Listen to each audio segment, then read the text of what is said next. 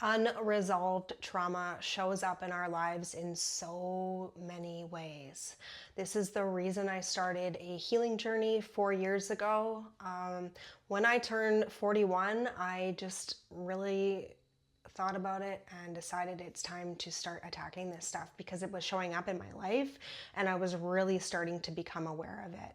One of the things I think about when I think about unresolved trauma is that we don't always have awareness that it's affecting us on a day-to-day basis. It's actually happening on a subconscious level, but it shows up in our lives by how we act, who we choose as a partner, where we're at with our career, how we feel about ourselves, how we speak to others. That list just goes on and on and on and on and on. And I knew for myself it was time to start growing and time to start healing.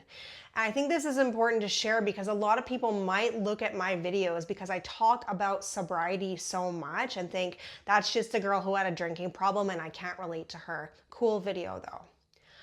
I want to set the record straight. I'm not a girl with a drinking problem. I was a girl with an unresolved trauma problem. So alcohol, substances, throughout my life, that type of stuff did come into play because it was a distraction for me and it was something to numb out the pain on a subconscious level. I cannot stress that enough.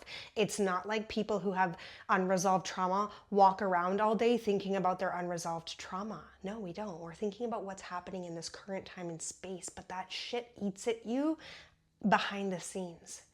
And so it's so important that if you look at your life, if you're not happy with where you're at, consider the fact that you might have some unresolved trauma there and it's showing up in your habits. It's showing up in how you carry yourself. It's showing up in how you feel about yourself.